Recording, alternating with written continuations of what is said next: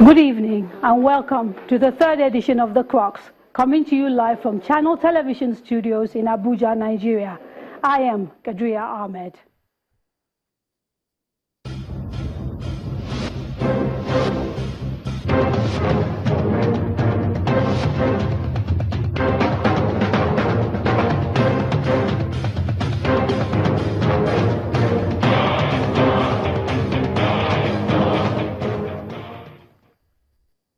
In this edition, the final in a series on Nigeria's power sector, we examine off-grid electricity and renewable sources.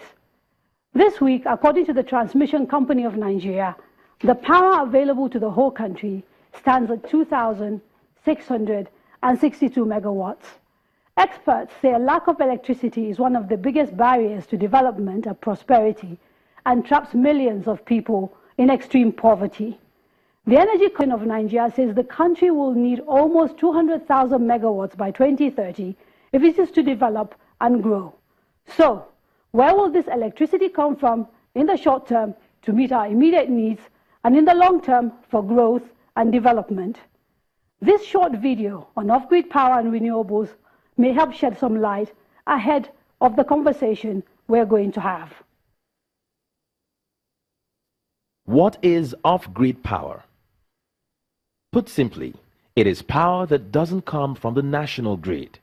Consider this scenario. You have a single house, a smaller housing estate, an industrial cluster, or a small community. Ideally, to get power to these places, they should be connected to the power distribution grid, which receives power from the distribution companies. Assuming these places are not connected to the grid, that is. With off-grid power, what obtains instead is these places have their own 24 hours power source. This could be petrol or diesel power generator or power from renewable sources. Renewables like solar panels, wind turbines, and biomass for off-grid power as alternative energy sources are hugely popular in other countries, but less so in Nigeria, largely for two main reasons. Firstly, years of installations of substandard products, which break down after a few months, have made many Nigerians lose confidence in renewable energy. Secondly is the myth that renewable energy is expensive because of the initial installation cost. However, studies have shown that medium and long term, people who utilize renewable sources of energy save more. The energy source, like the sun, wind, and organic waste, is free, unlike when you use a petrol or diesel power generator.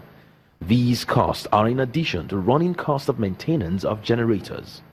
In addition, the cost of renewable energy installations has fallen by 80% over the last decade.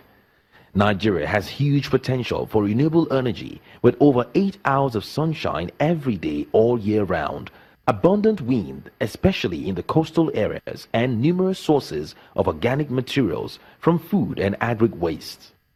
Despite this, renewable energy in Nigeria accounts for less than 1% of the total energy generated in the country. At the moment, it is impossible for the Nigerian power grid to supply power to the entire country, and half the population are not connected to the grid. This is over 80 million Nigerians. Even with the 4-year grid extension plan announced by the Nigerian government, which should increase the grid capacity to 22,000 megawatts, it is unlikely that the grid will provide enough electricity for Nigeria in the coming years, especially as large power plants take many years to build. So, off-grid options represent a viable solution to the current energy crisis. Off-grid comes in different shapes and sizes. For example, Nigeria's natural gas can be used to power turbines to provide large amounts of electricity for industrial zones and estates. These turbines do not need a pipeline, as the gas could be trucked to location. They will need to build the power plant and extend the cables to the factories. In this way, parts of industrial production will become independent of the central grid.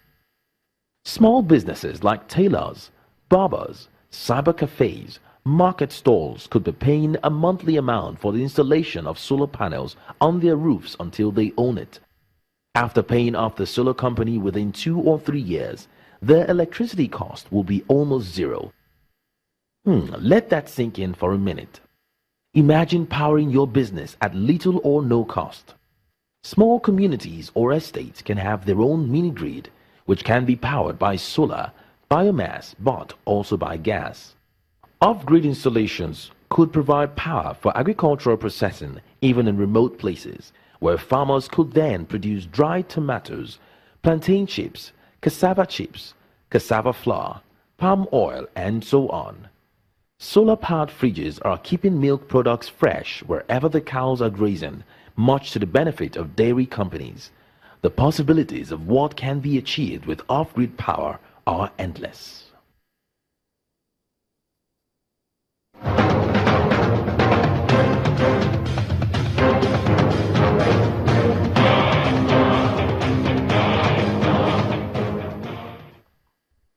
To discuss off-grid power and renewables, I'm pleased to have on the panel to my right Engineer Abayomi-Adebisi, who's the Director of Renewables and Raw Power Access, Federal Ministry of Power.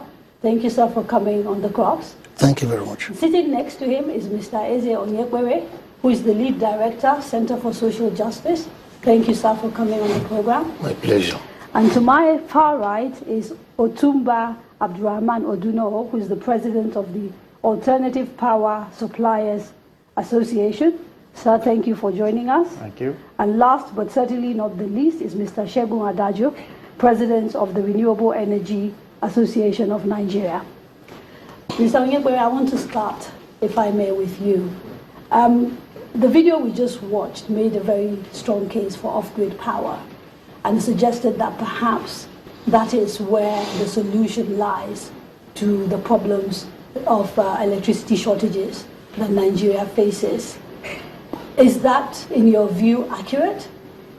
I think it's quite accurate if you look at the situation of transmission today, where we are told that above 5,500 megawatts is almost collapsing, and the high costs involved in building the kind of super grid that will power the 22,000 megawatts or so you're talking about, and also the whole idea that the generation we have currently, how much exactly we're able to generate, considering the crisis in the Delta and all those things associated with it. So we need to begin to think beyond just that massive grid that powers everywhere to the little ones that we can do at very little cost and where the communities are actually in control of their power situation.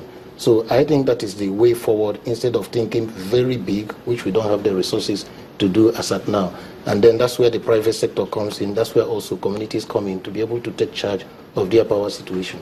Now, I want to be careful and make sure that when we talk, our audience, particularly at home, are kind of clear about what we're talking about. So if I may, when we talk off-grid, we're not necessarily talking only mini-grids, are we? Because there are different ways in which you can get off-grid power, including captive power, including things that are particularly plugged into people's homes directly and not necessarily involving grids. Or am I wrong?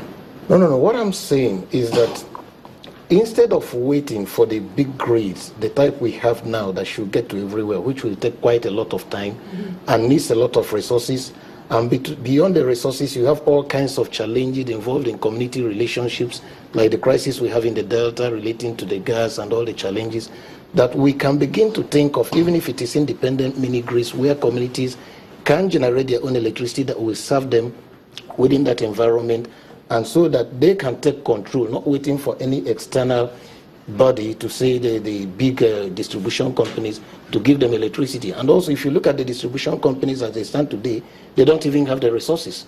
They're not even breaking even, instead of talking about extending power. And then you can be talking about extending 2,000 megawatts of power to go around Nigeria on one big grid, and it's like you are simply redistributing the power poverty to everybody. So we need to think of... Let me bring in Mr. Adebisi. Quickly, are we exploring off-grid possibilities? Thank you very much. One of the things I'd like to do, because we are addressing the public, most of the time we use some of these languages, and it's sort of, many do not understand. Because we talk of off-grid, mini-grid, this grid, that grid, megawatts, it's quite, so let me try within very short time to educate our people on what some of these types. Grid is a network of wire. Inside the house, we have grid. But let me go on, ma. Yeah, so but because for the context of this conversation, we don't have a lot of time. There's no we time. We have a lot of ground to cover. And I think that the definition for the purpose of this conversation, when we talk of the grid, we're talking about the national network. And when we talk of off-grid, we're talking about the network that is outside that national network. No, I think we can all agree that that's the definition. Now, you see, I just done what I wanted to do. So, but let me go on with your question. Yes, off-grid is okay. When I say off-grid is where the public network are not extended to, where you don't have the public network, PHCNs, GDN, whatever, are not extended to. And if that were the case, then there are some people in the remote areas that never had electricity. And in the next 10, 15, 20 years, they may never smell electricity. And with that, instead of extending wires, because the only means of getting power, by which power can move, is through wire.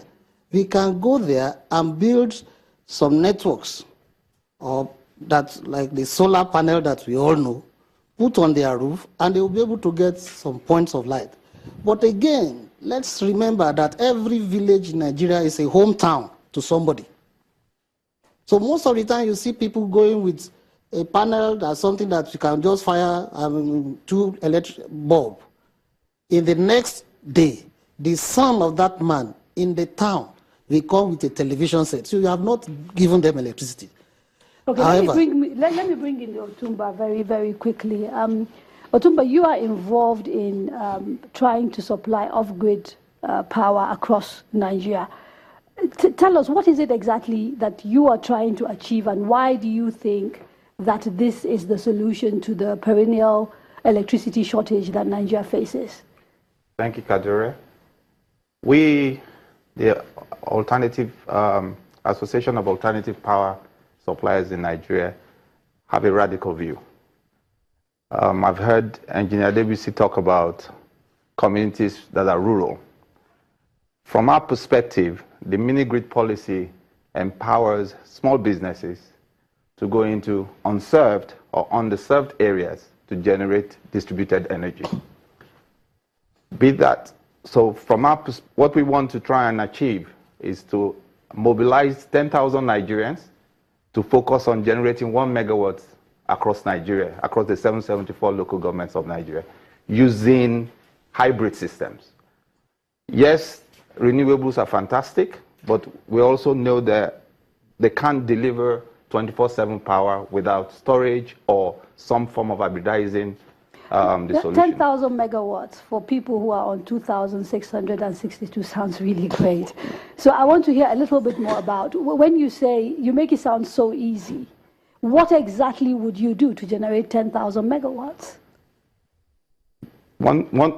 10,000 Nigerians generating 1 megawatt each in their cluster. That, let me break it down as simple as I can. That's me putting 1,000 kVA generator in the cluster, distribute in that cluster, and put meters to charge whoever is using it. Okay. Instead of using generators, however... I have to take a break, and we will carry on the conversation after this short break. Don't go away.